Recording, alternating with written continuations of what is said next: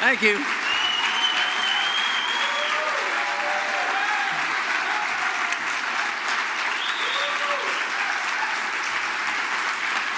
Okay.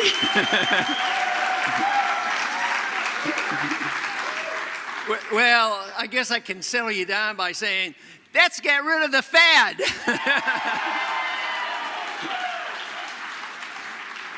No, everything is going quite well with the Campaign for Liberty, and it was a great victory this week, as everybody knows, that once again, we got it passed in the House to get the Fed audited. I've always said, if we get that outfit audited, the next step will be obvious. We have to get rid of it, so that's what we're working on.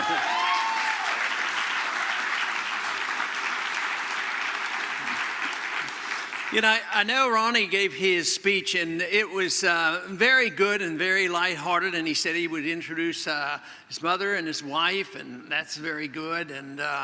But he didn't go into a great deal. He hinted to what was happening last night because we did get together, because we don't see Rand very often. And I know you hear in the media every once in a while, well, when did you talk to Rand? What did you say? What's your strategy? What are you doing? He gets tired of it, and I sort of get tired of it too.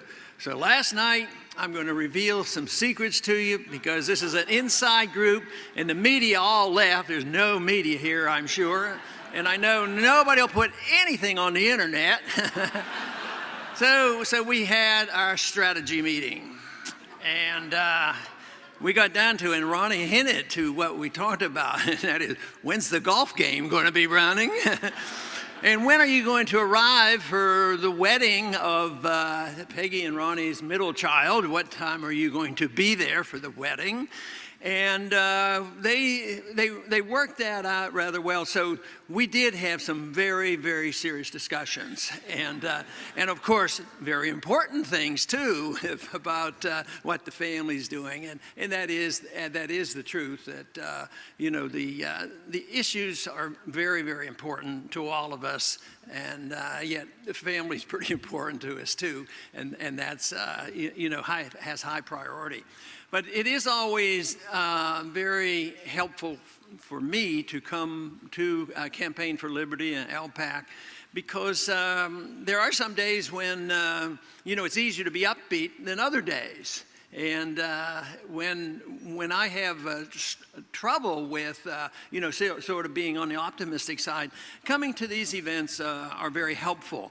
And, you know, during the presidential campaign, there was a lot of positive things said, and a lot of young people, you got rid of my apathy, and now I'm going to get involved. And that was always encouraging too. But it was a two-way street. It wasn't just me trying to and getting some people, you know, energized, but it came back the other way, because if there's not a response and we don't have a group and we don't have support, it just doesn't work.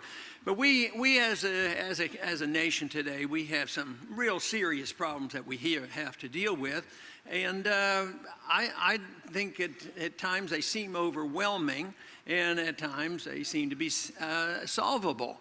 Right now, you know, the most important thing is to separate the two, what's going on in Washington and what's going on outside of Washington. And obviously most people think the only thing that really counts is Washington, and I think the only thing that really counts is what's outside of Washington.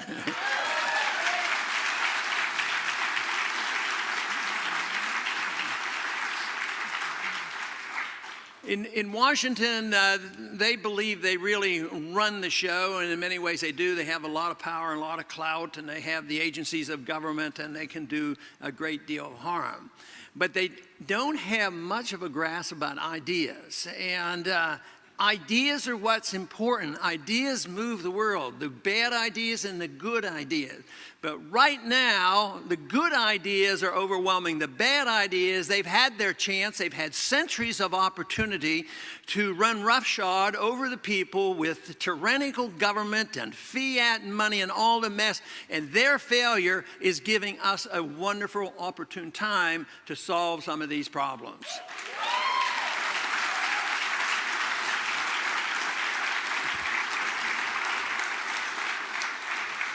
You know, the Audit the Fed bill was very encouraging, and it reflected this whole idea that the people really passed that. When I was there, we talked about it. Of course, I was talking about it since 1976, and we weren't getting very far, and I figured probably never would, but I kept talking about it. And that has changed, not because I finally became an insider. I didn't have much I didn't have much goal of doing that, and besides, I probably wouldn't have been very successful. But anyway, the goal for me was to change people's attitudes about it. Because I wasn't going to work up the ladder and become a chairman, trade the votes, and really be able to get a bill passed with a name on it. You know, they keep saying, Ron, you people like that, you're not successful. You never pass anything. Well, quite frankly, I was trying to repeal everything, not pass stuff.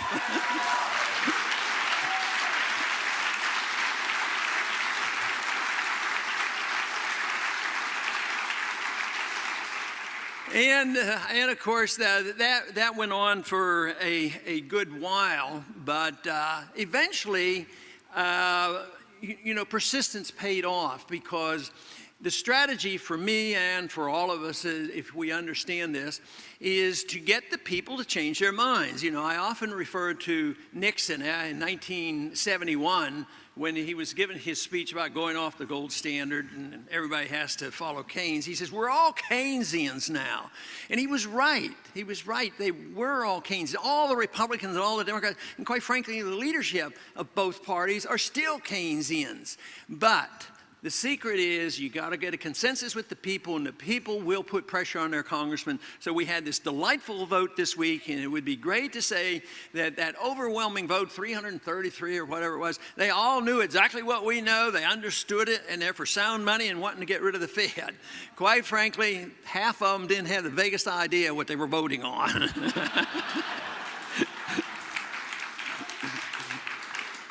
But they knew that it was good politics, and that's the way the system works. That people at home sent them a message and said, vote for it. And that's just what you all did, and the Campaign for Liberty did, was energize the base, and that's why they have done that. And you say, well, we have to wait until they really understand it. No, you'll wait forever, because it takes a certain group of people who are in leadership, who have the intellectual power and authority and ability to influence ideas, and then the rest follows.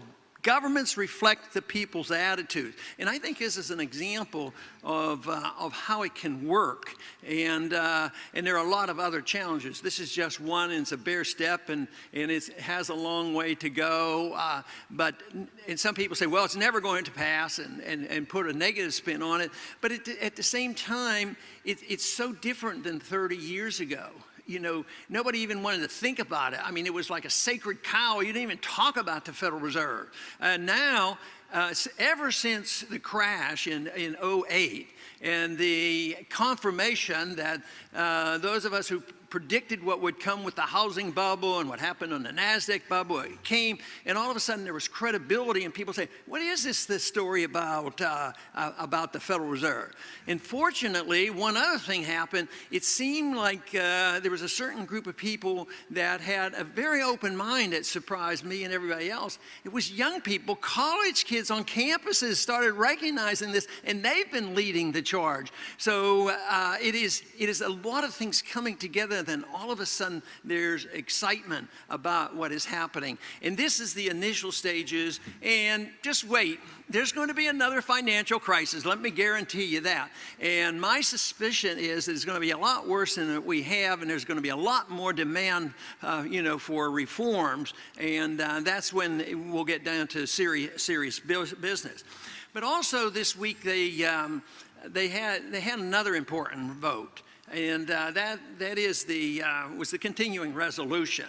Now, there's a bipartisan, understanding about the Federal Reserve. Although they had to concede so much already, there's a bipartisan support for the Fed leadership will support it regardless of what the party's saying for the moment. But there's a strong bipartisan leadership. That would mean that, you know, if I'd have stayed there 50 years, I'd have never been chairman of the Financial Services Committee. So there's a lot of, you know, a lot of clout there. But in other areas, like the continuing resolution. The continuing resolution is what they do, and they've been doing it for many, many years. When I first went to Congress, they had 13 appropriations bills, and we'd systematically go through them all and have open debate, and it would go back and forth. They don't do any of that more. They don't even pretend to do it anymore. It's just all, dump it all in a basket, and they say, oh, we're going to continue the government at the same rate we have been, just so the government doesn't close down, and nobody wants to close down the government. So they concede that that will happen. But they don't keep it the same. They add on. You know, they put it all together and tell the members, well, this is just a continuation of what we've been doing. We're not raising anything. Oh, except for a few things like a war. We got to get the war going, and we got to give the rubber stamp what Obama wants. Oh, no, we don't like Obama. Yeah, but we love his war, except for one reason. He's not bombing enough people.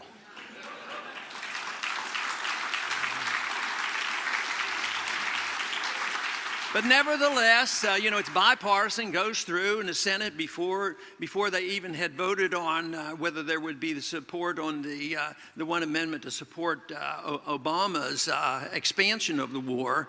It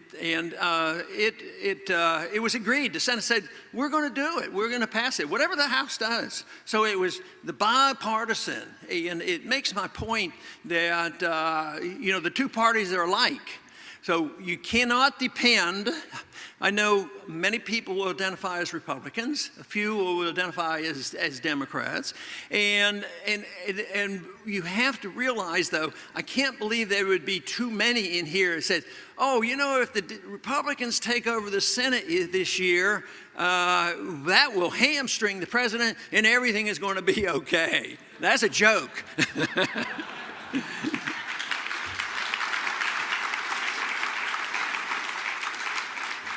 So it wouldn't be okay because they all believe in the same thing. They believe in the Federal Reserve, and they believe in the war. They believe in the spending, intervention overseas, and they believe in the American empire. They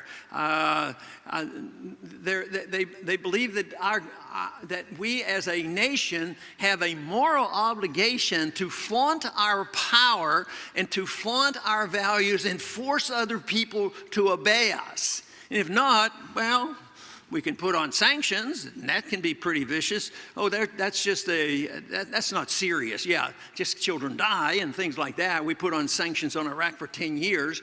Madeleine Albright did not deny and agreed that 500,000 children died during that episode because we bombed them, bombed their waterworks, denied medicine, denied food, and 500 children, they said, died. And sometimes I wonder about, you know, this concern about the children in this country. There was never any concern about the children in Iraq. And then they wonder why.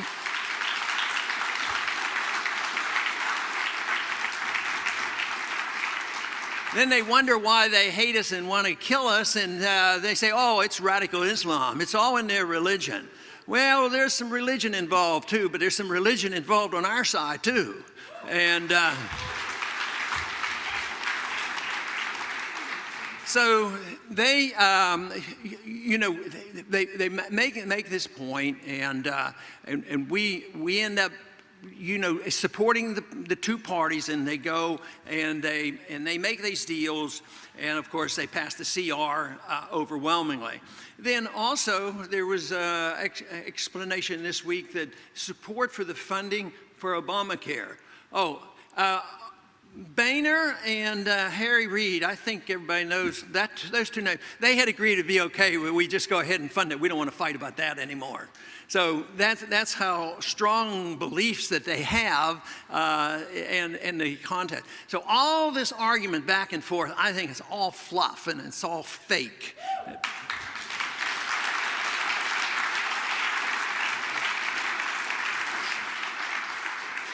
So, but it was important. There's a good reason for them to agree.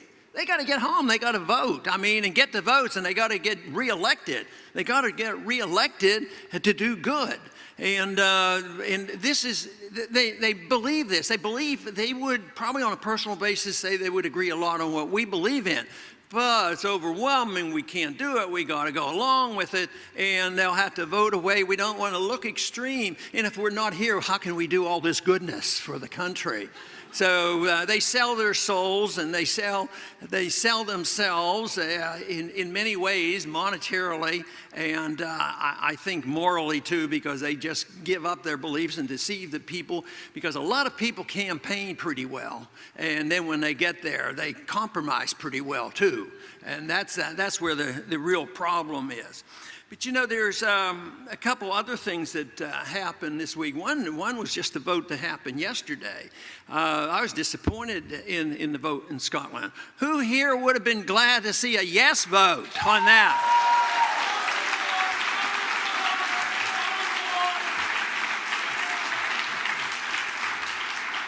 Now that would have been very exciting, but it's still exciting, the fact that a lot of people around the world have been thinking about this. And the tragedy that our country went through because there were some that believed that they had the right to leave a unit of government voluntarily.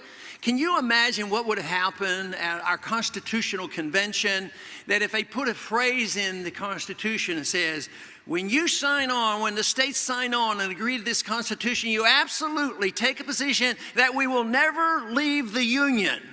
I don't think they'd have gotten one state to endorse that bill or the Constitution.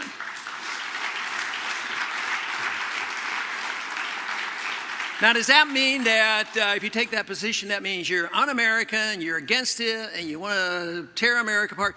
No, but it's very important that you have the right to secede, the right to leave if you're unhappy. Because even if you don't leave, those individuals in Washington that want to oppress the people and the states and make it a monolithic, tyrannical government, they will know what the story is. There will be limits, and they will automatically restrain them.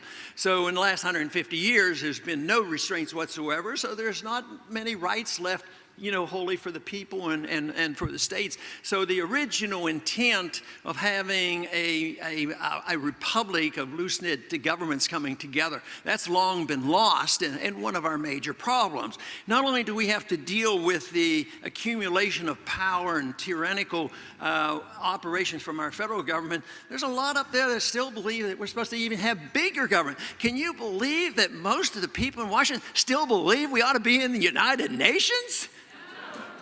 I mean, they still believe that stuff, and yet it's to no benefit, and it's all a gimmick too. Who pays for all this? We're in NATO. Okay, NATO gets together and agree to go and start a war. Well, who is it? It's our kids and our money. And we control those units as well, but it's an economic powerhouse that we are obligated to pay for through our taxes. So I would say the best thing is to think in terms of what the people of Scotland tried to do. The smaller the units of government, the better, and self-determination should be respected.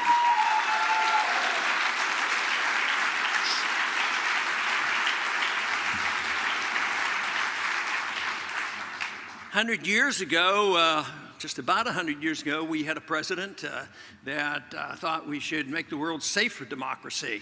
I think we should make the world safe for liberty, not democracy.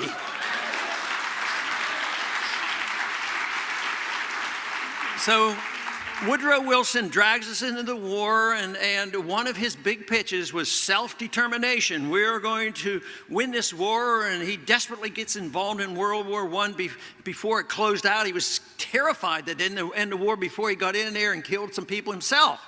So then he gets in and participates in this redrawing of the lines in the Middle East that we're still fighting over. And now, of course, there's a challenge to the lines drawn as far back as Woodrow Wilson in World War I. They were artificial then, they're artificial now, and they're going to be redrawn because we live in a new age, in a positive way, a new age because things are changing. And this is an opening salvo on what is occurring in Scotland. And that is, the people are saying enough is enough, we want to be on our own. And quite frankly, there have been some articles, and I wouldn't ever deal with anything conspiratorial, but I do wonder just how straightforward that election was in Scotland.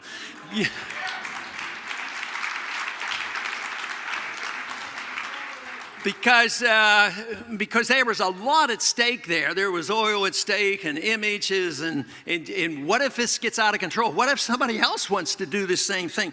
What about Caledonia? They might want to secede from Spain. And what about Quebec? They've been talking about it too, and they have a different language. Why wouldn't they be encouraged?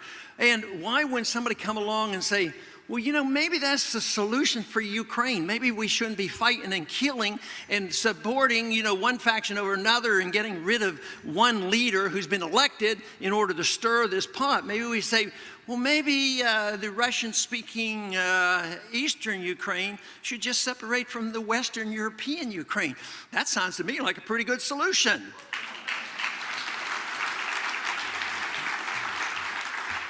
You know, Tibet would like to leave China, and China right now, I don't know how strong they will remain economically and what they can do, but Tibet has wanted to leave China for a long, long time. And there's another group of people who have suffered, especially since World War I, and those are the Kurds. Does anybody know where Kurdistan is? Nobody knows where it is because there isn't any. But there should be. They're Kurdish people, and they identify with themselves. And they're all thinking about it, and they're not going to stop thinking about it just because of what happened yesterday in Scotland. And I think this is very, very healthy. I think what we're witnessing now is the failure of a system of government that has been with us for not just 100 years, but hundreds of years, where they believe that the individual was not deserving of respect and rights, and that governments were always to be tyrannical. And you know, they say that when we talk about liberty and talk about some of the fundamental liberties of our Constitution, oh, you guys want to go back to the Dark Ages. Well, no, I'll tell you what is in the Dark Ages. That's tyranny, dictators, pharaohs and kings and all these. That is what's in the Dark Ages, and that's been around too long. And there's no reason in the world to assume that history can't evolve in a sense of changing this and not saying, okay, we've tried it, but we have to go back. Tyranny is the only answer. I actually believe, and of course it will be a while before anybody will know whether I'm even moving in the right direction, but I actually believe that the human race can change. They can evolve. You say, oh no, wars and rumors of war and people are going to kill and there's always going to be violence, which I happen to agree. But there will be a big difference if the violence is done in a local manner, one-on-one or small little groups, compared to allowing the people who promote violence and the force of government to dictate to people, to allow them to get into government. That's where the problem is, you know, allowing these people to run the government.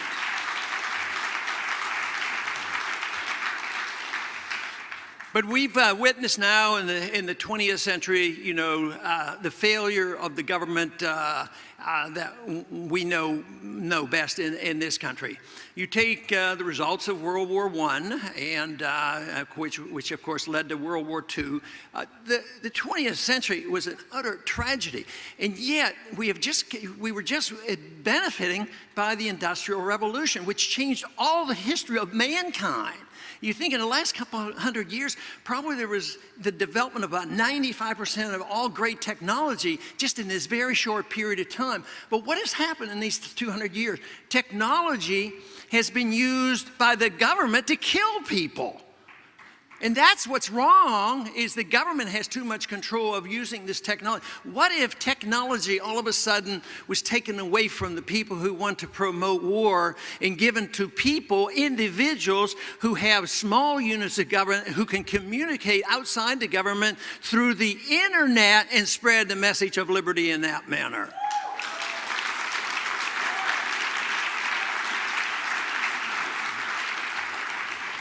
And I think we're starting to see that. Technology is on our side. Yes, there's a lot of technology and still a lot of clout in government, and it will be. But I don't foresee wars coming about like World War I and World War II. I don't think that's on the horizon. That doesn't mean there's not going to be a lot of killing. There's a lot still going on. But you know, it's outside of government. And that can be bad, it can be good though. But right now we have smaller units of government. Right now, you know, we have all these governments in the Middle East, and we have NATO. In the Middle East there are millions of people, maybe 30 million, 40 million people, and all the governments around there who despise ISIS, you know, the Islamic State. They object to it. And you know, nobody knows how many people. They can't even name the people who run ISIS. And they claim, well, a couple months ago, it didn't even exist. Nobody knew about it. Then all of a sudden, a couple thousand people invaded and took over a town. And then there was 10,000, then 20,000. Now, who knows, 20,000, 30,000. The states over there, the governments are so inept, if they don't like them, they can't even handle this. And so it's the failure of the state. But I'll tell you what, there will be a resistance to it if the people are allowed. There's something wrong when you have militants like that and the so-called protectors of the people and the protectors of these countries. They can't even handle this. And well, they said, well, they have too many weapons.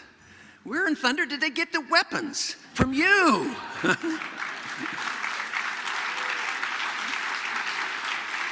You know, I thought it was rather ironic a couple of weeks ago when the city of Amerly was being attacked, and they figure, oh, we have to stop this band of wild people taking over, you know, this land. This is the land that the Kurds should have. So we decided, our government decided, well, we have to at least have some bombing up there to make sure they don't take over another town. So they listed an order of priority of what we had to do. And the first order of priority was for our bombers to go up and destroy all the American weapons. Because they had our weapons. Where did they get them? They got them from Syria. Why are they? We sent them there. Oh yeah, we were helping the rebels. And but they were the moderates. You know, the moderate rebels in Syria were the ones who, you know, did deals with the radicals who became the Islamic State. And they, well, wasn't there some atrocious killings? Yeah, probably on both sides. And what about the atrocious killings and the 20 people in the last month that were beheaded in Saudi Arabia? They didn't talk about that. And they don't talk about Sharia law with our bosom buddy friends in Saudi Arabia.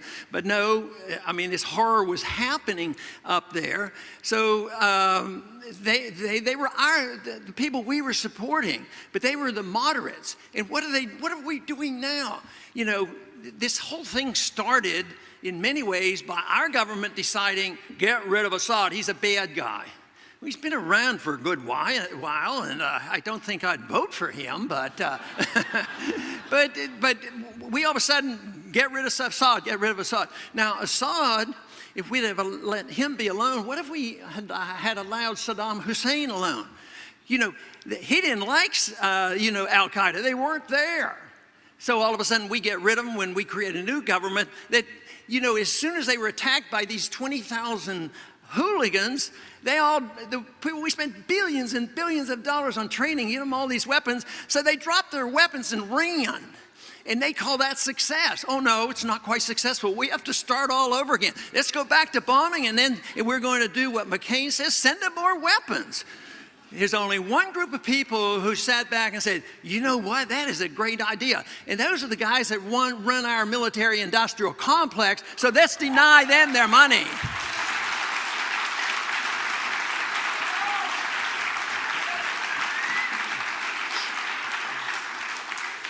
So what's wrong with an idea whose time has come? The idea that we have a foreign policy based on the golden rule. And don't do anything to anybody else that we don't want them to do to us. Wouldn't that solve a lot of problems?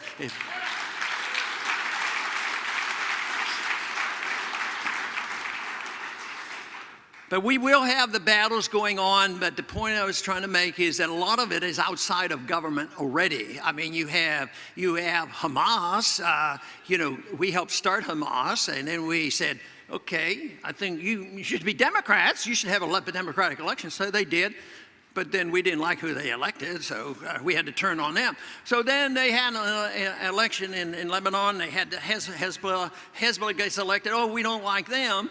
And on and on. So often, how long did we support the dictator of Egypt? For decades, tens of billions of dollars. Then we decide we don't like Mubarak. So we kick him out, and we say, well, okay, have an election. So they elect somebody that belonged to the Brotherhood, the Muslim Brotherhood. Oh, we don't like them. We got to get rid of him. So we go get rid of him and put in the military dictator again. When are we going to wake up as an American people and say, it's not working, it's stupid, it doesn't help us, it's bankrupting us, and it puts us in more danger, and we ought to quit?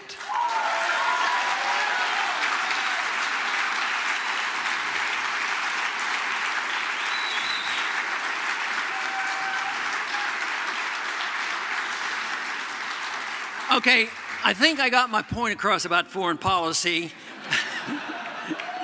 And some people would like to say, oh, you're just an isolationist.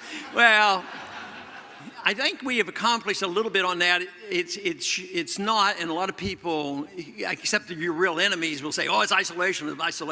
No, it's non-intervention, because a true believer is a Jeffersonian who wants to have friends with all countries, have trade with all countries, and not get in entangling alliances. And that means you want to travel, trade, and be friends with people. And all of a sudden, that doesn't sound like you're having barbed wire fences up and isolating yourself. No, it's a much different thing. So eventually people should realize this, and I think that it will happen. It's just how much pain and suffering do we have to go through. But as far as isolationism goes, it's far from that. Because under those circumstances, you'd have an international currency, which would be voluntary, market-oriented. It would be a gold standard and not a paper standard run by all the central banks. They wouldn't be in the business anymore. But just as the foreign policy is failure, we'll have to have a new foreign policy. But the economics have failed too, and we've seen the worst in the 20th century. We had fascism, the German type, Italian fascism. We had communism. They didn't kill tens of thousands or tens of millions. They killed hundreds of millions of people with this stupid attitude about tyranny and used by governments. At the same time, it was an economic policy that starved people to death, and they used that as a tool. So it has failed, and we have to get to the point where we have enough people to understand, just as we had enough people understand why we need more transparency of the Fed, we need enough people to see the transparency of a free market economy where there's private property and contracts, why that is far superior to any of the economic planning of a government, because that always fails.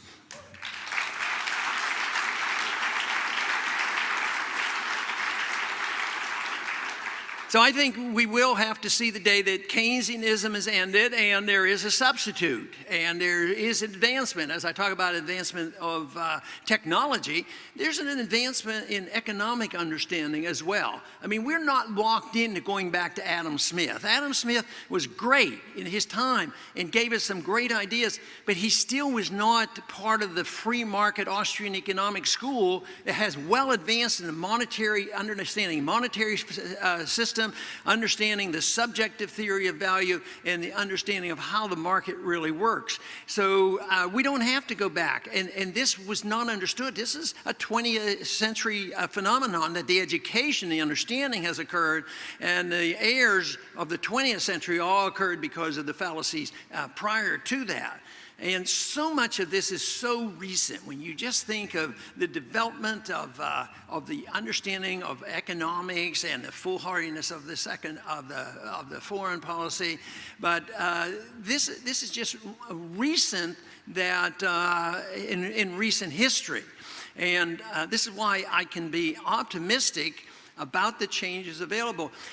There was a big difference between what I tried to do in the 70s and 80s, because I a lot of times go to college campuses and we get good crowds out at college campuses, and I'm delighted to do that.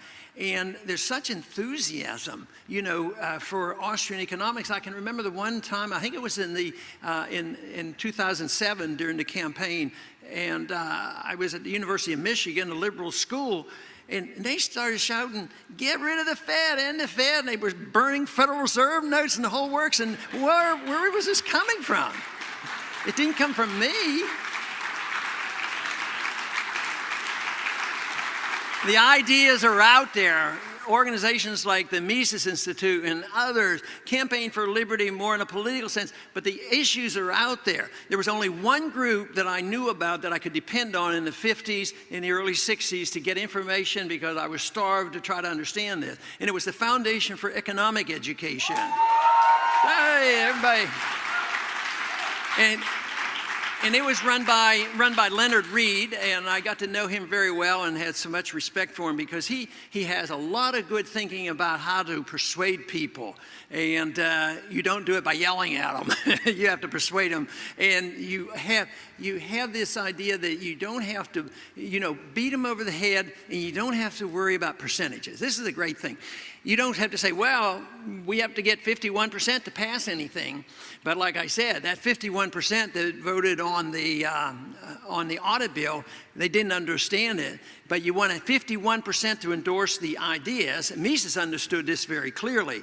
Mises also understood the importance of having intellectual leadership. People have to get out. And anybody that comes to a program like this, believe me, you're vulnerable to be in that group. And once you understand this, your obligation is greater, because you're part of a very narrow group that you have to spread this message some way.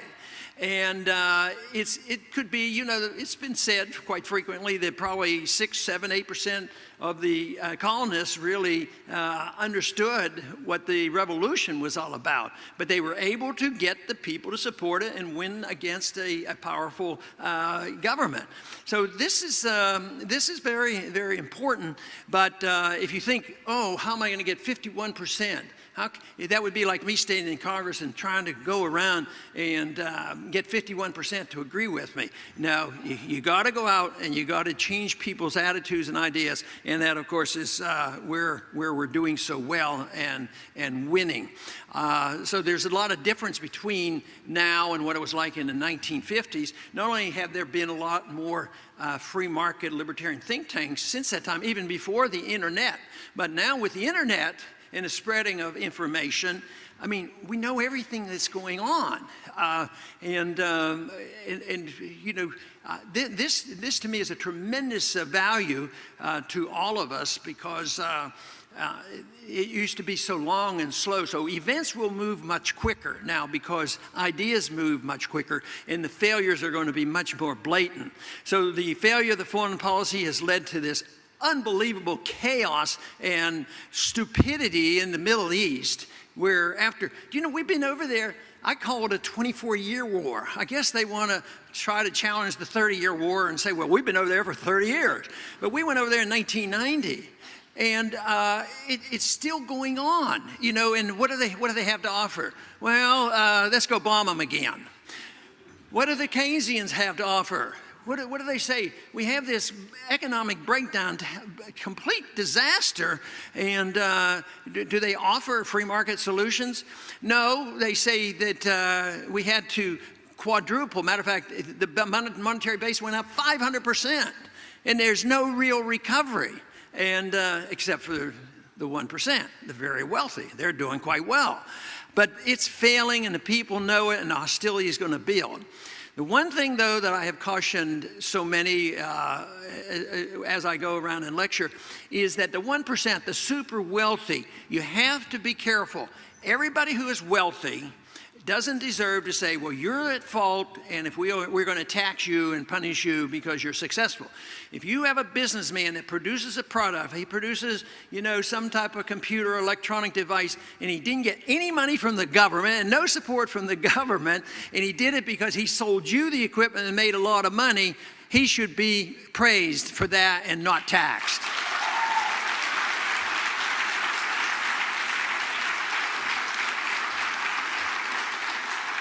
But if he's part of the military-industrial complex or the banking-industrial complex or, the penal system complex or the media complex where he's in bed with the government, they're in bed with the government, that's a different story. They don't deserve it, and they don't deserve to make the money as the system is being inflated and the bubble's building, and they certainly don't deserve to be bailed out when the whole thing comes apart.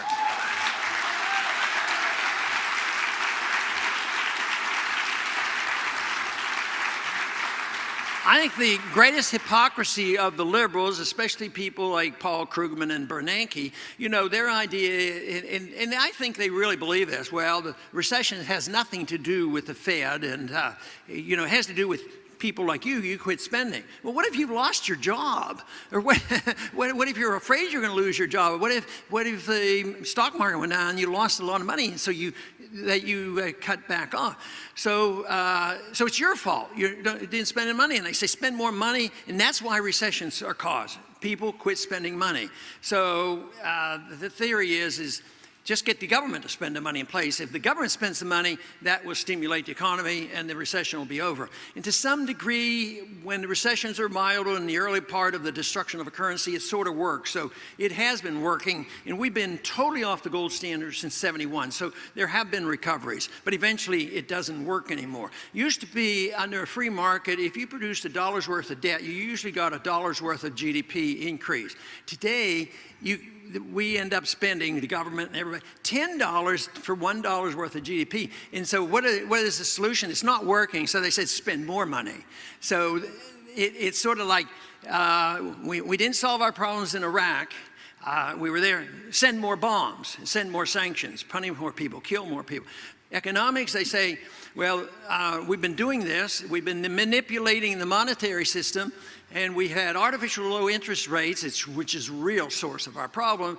Well, it didn't work, so we're going to do it a lot more, and they think it's going to change, and it won't. And eventually they'll have to admit it because there will be a rejection of the system, and that, of course, is our job is to be available and understand what the alternative has to be. So if the alternative on foreign policy is to mind our own business and not assume that we are the policemen of the world and quit spending and wasting this money overseas in economics, there are precise answers. Sound money, private property rights, voluntarism, let people go broke when they have a bad deal, and things will work out. But politically right now, that's not going to be available. They're going to keep marching on until they utterly destroy the currency, which who knows when that will come. So these events are very important. They're setting the stage for not only what we have seen in these last several years with a lot more of attention given to monetary policy. Right now, come November, I imagine a lot of you have heard there's going to be a referendum in Switzerland. You know that? A referendum in Switzerland. I think it's November 30th. And Switzerland is a real disappointment. They were the last to go off the gold standard. They always had a sound currency. They stayed out of the United Nations and the IMF, and they were always neutral in war. And the other thing that I really liked about Switzerland is that nobody knows the name of the president. How many people here know the name of the president of Switzerland? And it's not important. They get together, they have these cantons or states, they get together, but they're pretty independent, and they elect a president, and it's a figurehead in a way. So I'm looking for the day for the United States to be so, changed and decentralized that no American will know the name of the president. That would be wonderful.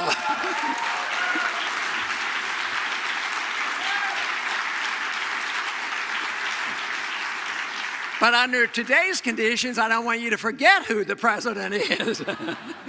So that is, pretty important on the system. But anyway, Switzerland, in the 1990s, they joined the IMF, and then they sold their gold. They sold 60% of their gold, and they, joined NATO, and and their economy went down. They're having trouble. Now the people there, just like the people who spoke on our audit bill, the people there are speaking out, and they're having a referendum. And they have 3 points to the referendum. They said, that there'll be some backing of the currency with gold, 20%, better than nothing. And then they told the central bank, you can't sell any more of your gold, our gold, the Swiss gold. And they said, yeah, and that gold that's stored over at New York City, we want it to come home, bring their gold home to Switzerland, and that's what should be done.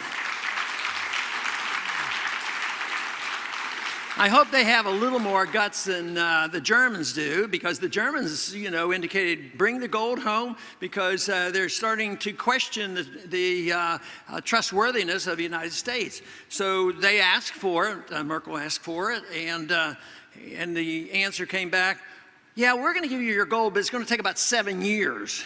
We got to find it first. Now, nobody knows exactly why that is. My guess is it's been committed someplace. Why wouldn't they do that? And I think, and this is just my suspicion, is that she backed off mainly because she was probably told, if you push us and we can't literally give you the physical gold back, boy, that could disrupt everything. That could let the people know what's really going on, and we don't want that to happen. That's going to hurt the world economy. It's going to hurt your economy. You're already weak. So it was sort of a blackmail. Don't push us, because we really don't have the gold. But these are grassroots movements. It was Germany, it's Switzerland, and of course Scotland. So people are rising up against the government. But this.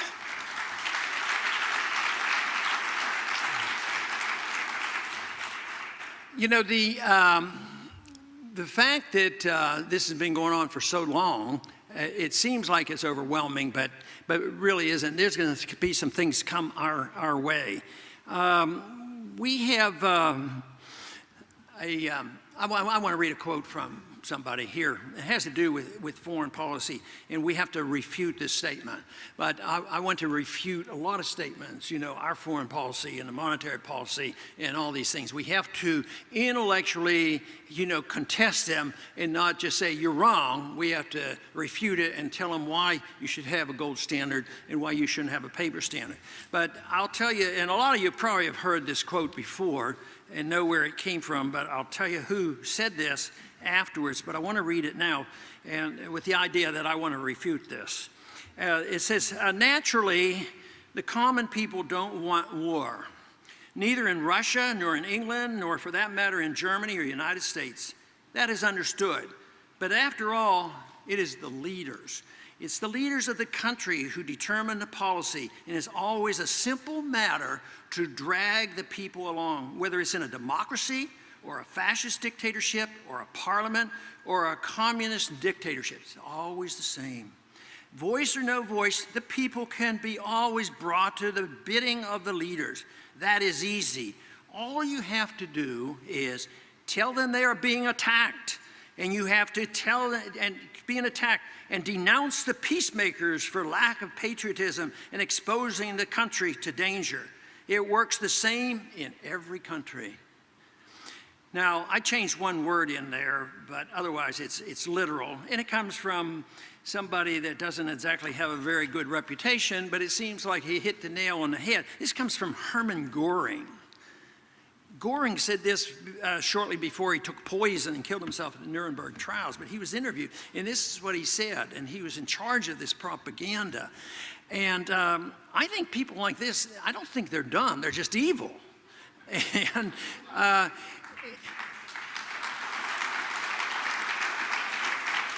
And I think there's a tendency for some of these individuals like that to tell the truth. I believe he's telling the truth here as he sees it.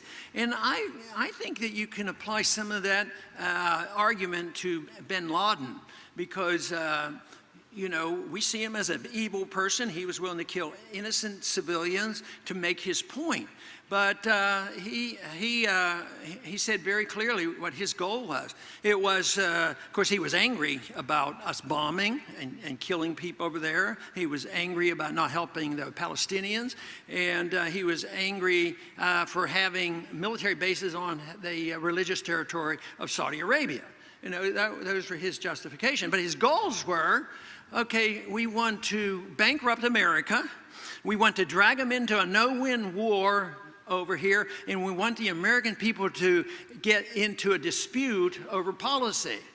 And it looks like he hasn't done so badly, unfortunately, but we have done poorly, you know, in the fact that we fell into the trap. But it just goes on and on. But on this is pure propaganda. But what we have to refute and refuse, you know, to listen to this stuff, you know, the propaganda. And that's all we get. And it's been so much in my lifetime as I study the issue of war. I certainly was very much aware of what was happening in Vietnam. I was drafted at that time. And that was based on a lie. How many other wars have been based on lies? How many lies are being told about Ukraine right now? How many lies were told about Saddam Hussein, you know, tearing out babies from incubators and throwing them away? They were all lies and weapons of mass destruction. So it's based on lies. So we have to get people to question this stuff. And it's so sad to have one of your ulterior goals is to don't believe our government. They almost always lie to us. And that is a tragedy.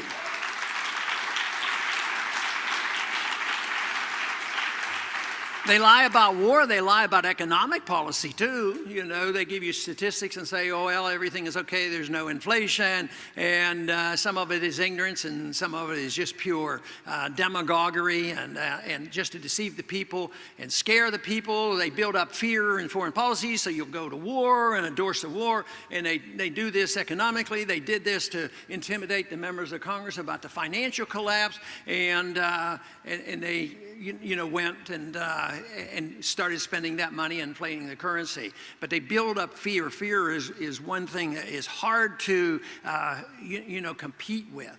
But I don't think we can solve the problem unless we have enough people look at this and look at what kind of propaganda that we have to listen to and sort out the truth. Now, does that mean that it's going to be easy and all you have to do is click on the internet and you're going to get it? And that doesn't work quite that easy. But you probably have a better chance, you know, getting the full story from the internet. You have to look for that responsible source that you can trust. But the philosophy that I have, you know, talked about for so long is the philosophy that the founders of this country had a pretty darn good understanding about it. And it's a philosophy of liberty, and it's rather young. I think that the real development has been the last couple hundred years in this understanding, but it really started in 1215, you know, with the Magna Carta. I mean, the people were standing up and trying to rein in the king, but it's systematically improved over the many centuries to show that it's the individual liberty that is important, not the power of the government. It's not something that is sacred, and we have to challenge that. So this now is what has to be done. We have to challenge this whole notion that the federal government has this authority, you know, to control us. And this of course is new in a sense. Historically, it's new. But the last 100 years, there's been a lot of development and understanding of liberty, just as there's been understanding on economics. But the understanding of liberty probably had a pretty bad setback in this last 100 years. You know, if our ancestors of not too many centuries years ago had a better understanding, guess what? 1913 would have been a different year. There'd be no Fed and no IRS and no income tax.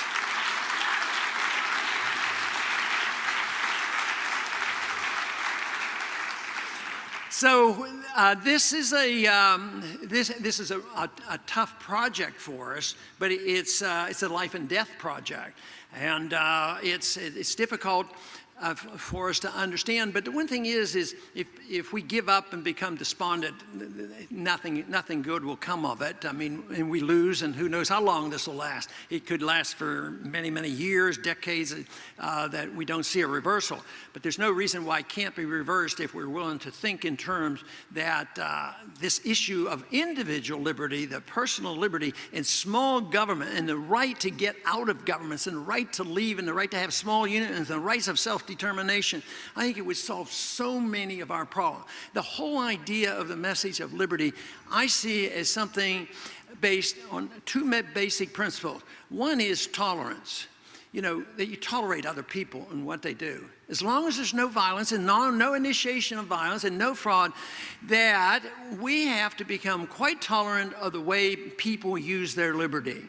And there's been a lot of intolerance in this regards, and it's been around for a long time. If they don't do like you think they should, we're intolerant on our foreign policy. We want them to do exactly as we tell them. So if we're, it's the intolerance that invites people to say that, well, they won't sort out those who have money morally and immorally, and they just say people who have money have to be punished and have to be taxed. So this has to be sorted out. They have people from the left who think that they have a moral obligation to redistribute wealth. I mean, for this to work, a lot of them will have to come over, but we already have them over in many ways, because many ways the people on the left understand civil liberties and they don't like war. So what's going to be the giant leap? Just get a little bit more consistent and invite them over and show them that, that you can be more you can be tolerant on economic matters. But then there are some others who say, yeah, I believe in economic freedom, but we need to be strong and we need to throw our weight around, and we believe in Jacobinism, that you have to spread our goodness with force, and so that messes up that philosophy. At the same time, there are many who say, yeah, I believe in freedom, I believe in liberty, as long as you don't do stupid things and do things I consider immoral.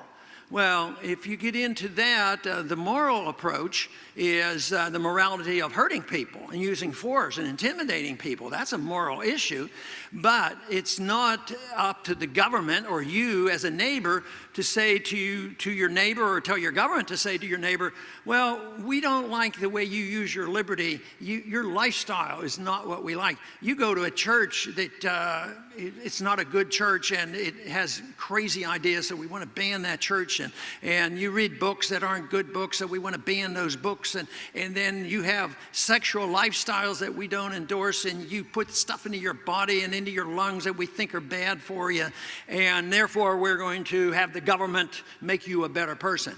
So the tolerance is a very, very important issue. But the other is understanding the non-aggressive principle. You know, and Bastiat was great in talking about this, because he made it very clear. If you understand, and most Americans still understand, most people in the world understand, that if your neighbors, and your neighbor has 3 cars and you have none, you're not expected to just go take his car. You know, that's still considered, you know, off limits.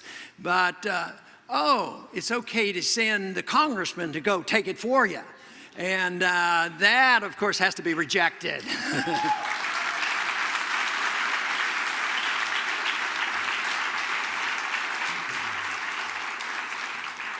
So, if you accept those 2 principles, more tolerance, and a lot of people say tolerance means that you're accepting it, that you're condoning it, and that you sanction it. No, that isn't the case. Because you tolerate other people's religion doesn't mean that you sanction their religion. You have your own. But just because you allow somebody to have a lifestyle you disapprove of doesn't mean that you have to endorse it. And a lot of people don't quite understand that. They think legalizing freedom of choice is an endorsement of what people do. And there's no reason in the world why this can't bring people together. If you have people on the left and people on the right, and they want liberty for something over here, and somebody wants liberty for this over here, and there's some other disagreement, why shouldn't everybody come together for liberty to use it as they see fit if they reject the notion of using violence? So I think it's the only philosophy that will bring groups of people together and individuals together, and it could go a long way. I don't think that, especially in the last 100 years, that this has been emphasized, and I think it's so crucial that we realize that it's one unit. It is an economic liberty and personal liberty. They can't be separate. The founders had a better understanding of this, that liberty is liberty, and it's your life, and you have a right to use it as you see fit and work hard. But shouldn't you have the right to keep the fruits of your labor and not give it away to the government to be distributed?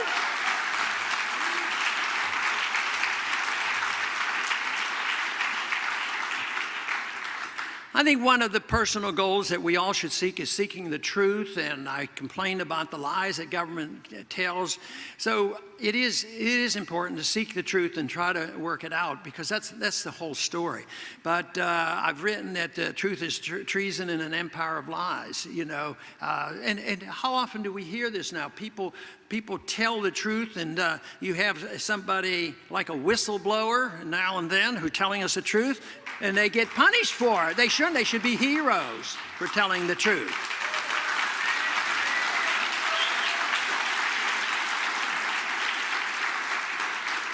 And then if we have this society which emphasizes liberty, then what should our personal goals be? I don't know what yours are going to be, but I personally think that if we're looking for excellence and virtue, this would be the opportune time in that kind of a society. Work to do whatever you can do, the best ability you have, and do it without harming other people. So you work for excellence, and you work for what you perceive as being virtuous. And this should be a pretty nice place to live in if we endorse these ideas. But if you turn over this idea of a fair economic distribution, if you turn over this idea that the government is going to dictate to us our social activities to make sure that we are a better person rather than trying to improve, see, the responsibility should fall on us individually or as parents or as friends and neighbors and churches. It's all done voluntarily. And you know, in some of this idea of how we would spread some of the good features of a free society, it should be done voluntarily. We should set the standard, and then people would want to emulate us. Do you think people around the world want to emulate us now? Because anytime we don't like what they do, we either send sanctions to punish the people, and we send bombs to kill a bunch of people, and then we kick out the leaders we don't like.